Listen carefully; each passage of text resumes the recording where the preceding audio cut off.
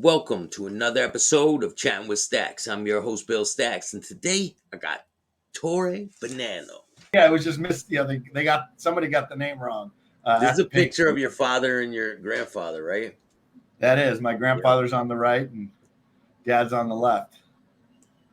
So wow, your father, your grandfather, true legend. Like they still carry his name, your name, to this day in the crime family.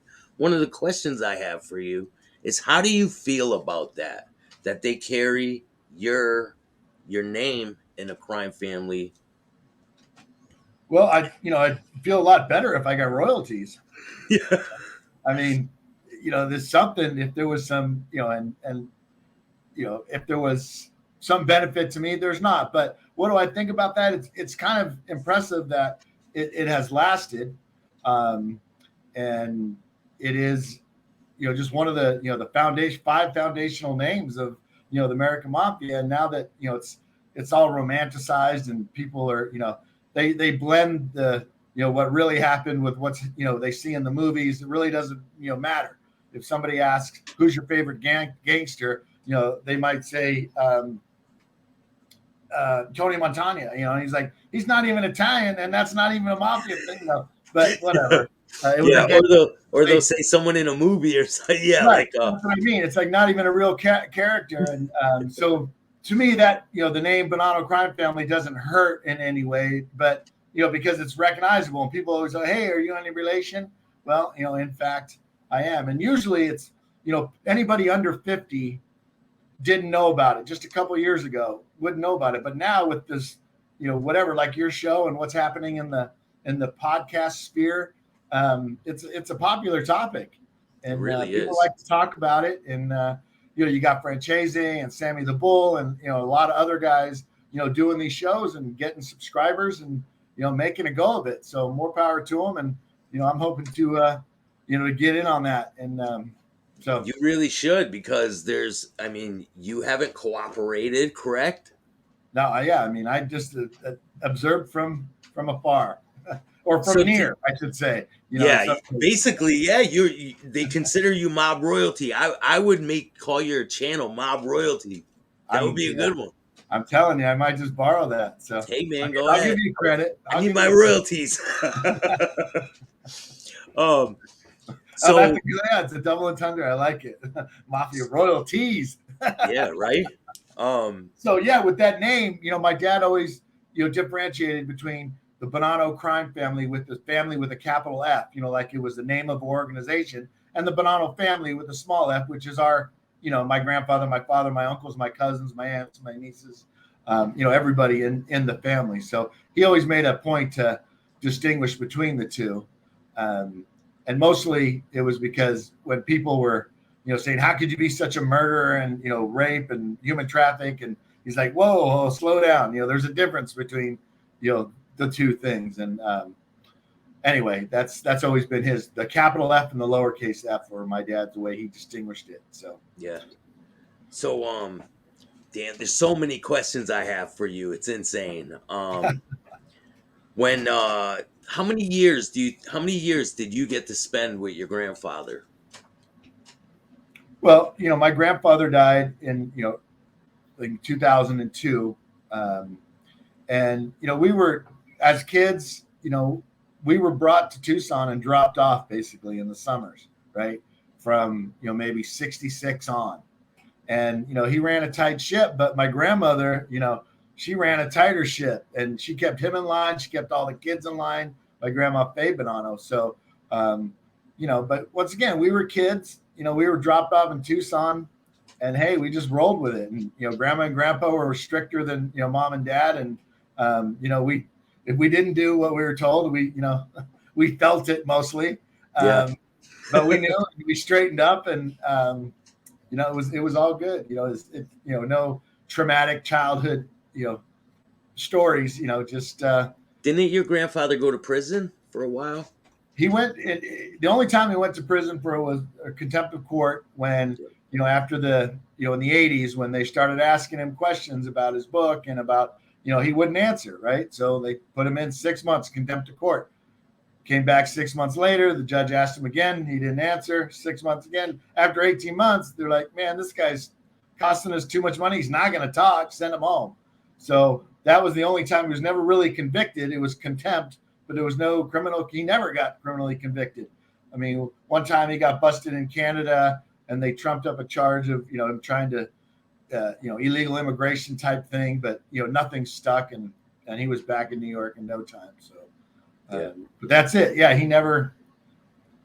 He was too smart, and he tried to do things right, believe it or not. My grandfather was, all about doing things right, making the peace between all the families and making sure everybody was, making money and, following the code, because, the code was he was very, very, serious about, the code, his honor code and everything. So, and he expected everybody else's loyalty, complete and total unquestioning loyalty.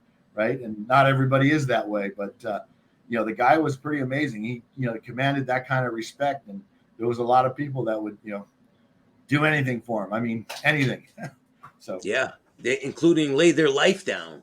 That's right. Yeah. And that's exactly without question. Right. And, so a lot of people romanticize the mob stuff, but they don't look at the other end of the spectrum where your father went to prison and you having to deal with all that time, Right. And there's not like there's a Social Security mafia fund for, family when the bread, winner goes to jail, there's no more bread, right? I mean, unless you make it yourself. So, mom was working, 2 jobs and, all of us kids, as soon as we were, old enough, we were, babysitting, mowing yards, doing anything, just, because those are lean times. But yeah, then when dad was out, yeah, we definitely lived, a lot. It was a different world when he was around, right? There were parties, there were people, there were Cadillacs, there were steaks, there were barbecues. There were people bringing, stuff and inviting us places. But when they're in the can, that dries up, and only the closest, relatives, because everybody else, he's the draw, right? Dad was the celebrity, so to speak. And, the rest of us, we rode his coattails, but there were some lean years. Yeah. When they're away. Right? Because when he's out, everyone wants to be around him. Right. And he's like, no, yeah, that, right. Then it's everybody just wants their picture with him, so to speak. Right. Yeah.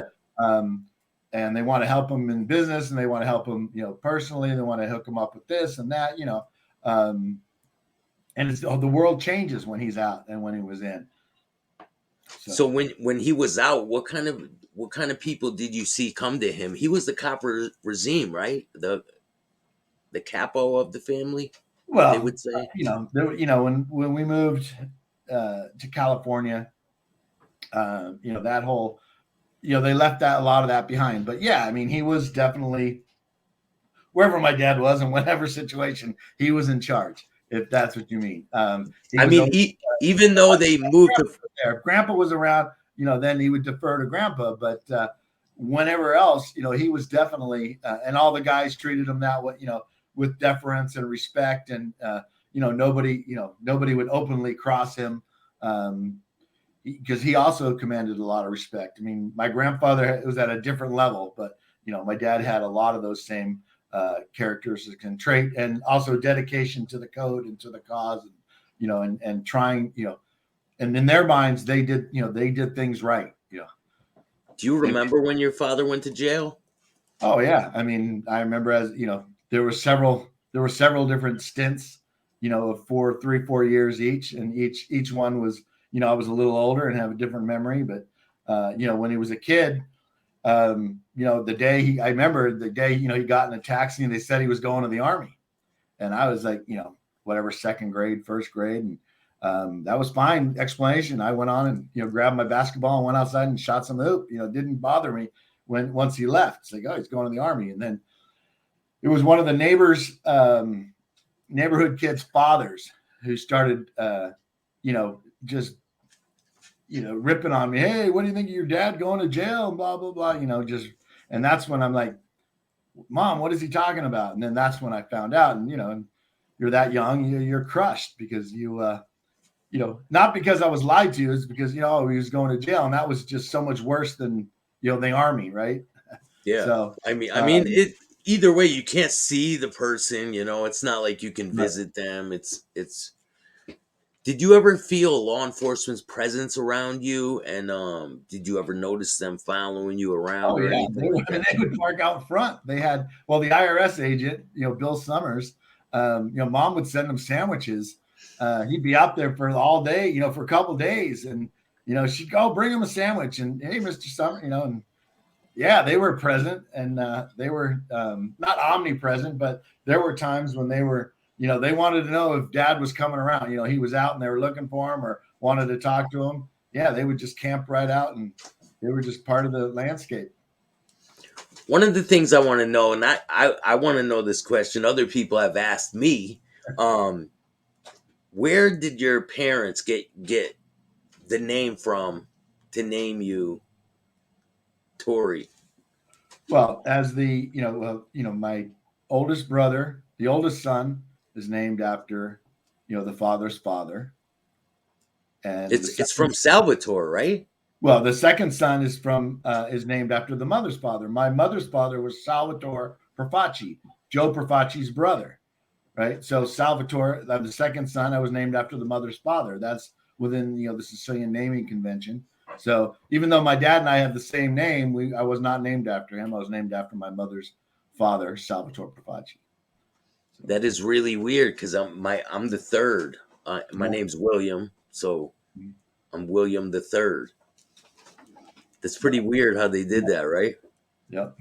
It's a pretty unique name though. It's I never seen anybody with that type of name Well, before. the story goes that when my mom was growing up in Brooklyn, of course in Brooklyn and where they lived, there was a lot of Sicilians and Italians and a lot of Salvatores, and the nicknames they had were Sal, Sonny, or Sammy, or Querido, or Tori. Right? And there was Tori Cerrito, who lived on the next block, and she liked the name Tori. And as soon as I was born, that had to be, of course, following the convention, that kind of had to be named Salvatore, but she started calling me Tori right away, and it's stuck.